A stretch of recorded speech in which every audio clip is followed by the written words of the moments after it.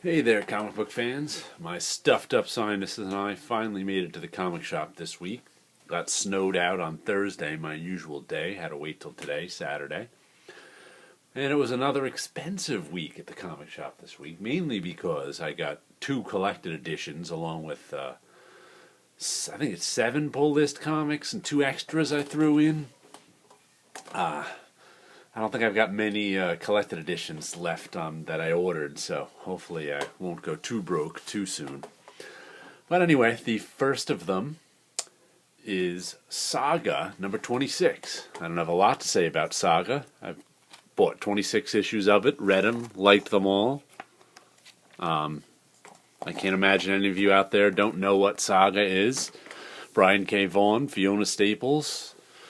Good sci-fi book, or space opera book, or whatever you want to call it. It's a good comic.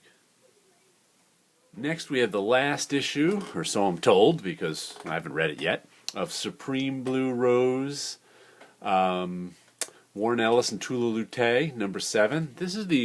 I'm glad this series has been excellent. This is the first time I've seen Tula Lute's artwork, which I've been very impressed with. Of course, Warren Ellis is a known quantity, so no surprise there that I enjoy his writing. But Tula Lute has been quite the revelation here on art. I've really enjoyed her work. I see she's doing a ton of cover work these days, and I think they announced some other series that she's going to be drawing, but I can't remember what it was. But I'll be on board with check out whatever she's got to do next, because she's done an excellent job with this. Supreme Blue Rose, number 7. It's the last of them. And here we have X-O Man of War number 34, the first, Dead Hand number 1 in this story arc. Enjoyable story. I didn't even notice this little half-cover feature. I'm not quite sure what that is. I guess that's just kind of the logo for the story title there. I don't know what to call that extra half cover thing they did in black and white. That's a weird little feature with, I guess it's got TV screen lines on it. I guess it's supposed to be half that you're seeing it on video and half that you're seeing it in real life. That's a weird little thing. But X-O's been a solid series. I think they're going to is this the one? I don't know if they're going to relaunch. If it's this or Bloodshot they're going to relaunch. I can't remember. But anyway, I've been enjoying X-O for 34 issues, and I'll keep going with it. Next we have Revival, number 28, another long-time series. I just noticed this one's up to $3.99. I hadn't even noticed that before. But anyway, I'm still getting Revival. Once again, if you don't know about this one, about people in a small town in somewhere, I don't remember, Wisconsin. I can't even remember what state it's in. But the recently dead all came back to life, and now they can't die. Other than that, they're completely normal. And it's about this town and the whole world dealing with that event. Good stuff. I like this cover. That's the guy crawling out of some sort of well. I think he was the guy who last issue, they found him trapped. He's a reviver who they found trapped in the well, who someone had placed him there, so he kind of couldn't ever get out and get back to life. And we'll have to see what happens with that. But anyway, 28 issues later, I'm still enjoying it. Next we have Rat Queens number 9. I just did a review for the first trade of this, which was the first 4 issues, I think. And this is the first one that's on my pull list. I enjoyed the trade. Like I said, I heard a lot of good things about this, and my comic shop didn't get it in regularly, so I just said put it on my pull list, and we'll give it a read. Really enjoyed, like that cover a lot. New artist, Stepjan Sepcic. I'm not that good at Croatian. I think he's Croatian. Different style art. Different type. I just bought a trade by him a little while ago of a different story. I can't remember the name of it now. Just a few weeks ago by the artist. He wrote it too. But he did a nice job on the story in the trade. And we'll see how this goes. Rat Queens. Here we go with back-to-back Rat comics. It's Rat God, number 2 of 5 by Richard Corbin. I'm on board with whatever Corbin does. I enjoyed the first issue of this. It's hard to describe. Weird horror that shifted from some paleo-Indian stuff to some we got some nudity for you. Some good old-fashioned Corbin nudity. And some 1920s stuff. I don't even know how to describe this yet besides Corbin weirdness, because you can't even really tell what the plot is yet. But Corbin is such a master storyteller, I'm on board with whatever he does. So 5 issues of Rat God is fine with me.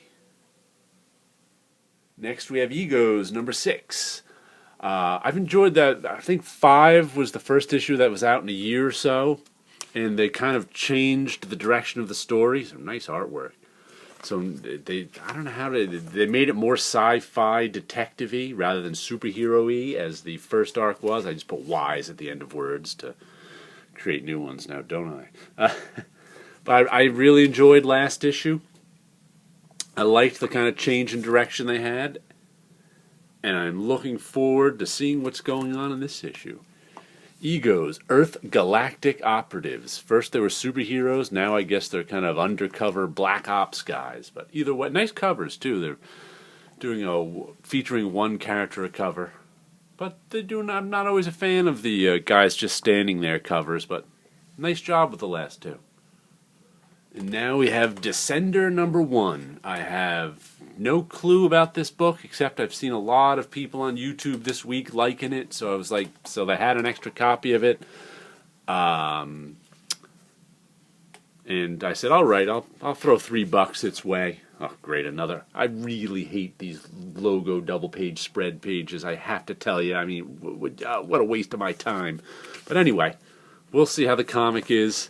Most people seem to like it. I'm sure it's pretty good. I've never read much Jeff Lemire. I know he's done a lot of work for DC or something, but I haven't seen much of his stuff. But I'm willing to give it a go. I picked up Hawkeye number 1. I only picked it up because it's a blank cover I can draw on. I don't even know. This is the new.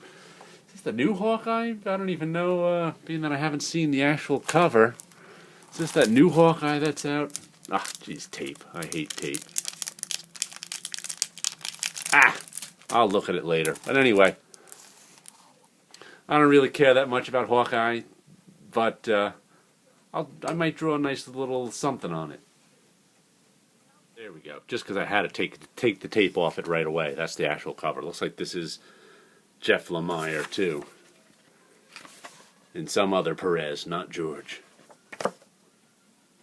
But that's the Hawkeye number 1 I got. With the blank cover. Here's the first of the collected editions I got, Birthright Volume 1. I picked up issue 5 a couple weeks ago, which I think is the last issue in this trade, and liked it enough.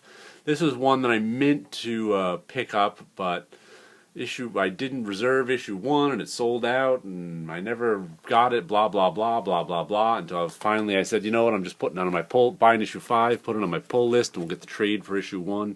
So that's what I did. So I'll be on board with the monthlies after this, because it's a very enjoyable book. This is Williams. This is a guy who writes what is that ghost book I bought that I'm blanking on now? Well, the other ghost hunting book that he buys, I enjoy, so this one's good too. And the last thing I got this week was this nice hardcover of the Shaolin Cowboy. I got this because I don't have any Jeff. I don't think I may have 1 or 2 Jeff Darrow things in my collection, but that's it. He does this really nice, beautiful, intricate artwork. I guess it's just this guy fighting zombies. I remember seeing this in singles when it came out, and I was deciding whether to buy it or not, and I was like, you know what, for $4 an issue, I'd rather get the collected edition of it when it inevitably comes out. And here's this nice, I think it's 4 issues, $4 an issue would have been $16, and this nice oversized hardcover for $20. It's from Dark Horse. Ooh, that bug on there startled me for a second. But yeah, I bought that one just to add some Jeff Darrow to my collection. I think I might have a couple of issues of Hard Boiled from back in the day. I don't even know where they are. They're somewhere around here. Since they're a different size than every other comic, they have to go in a different place in a different order, and sometimes I forget what that different order is. Anyway, Shaolin Cowboy will go on my shelf. Hope you had a good week out there with your comics. It's time for me to get reading some of mine.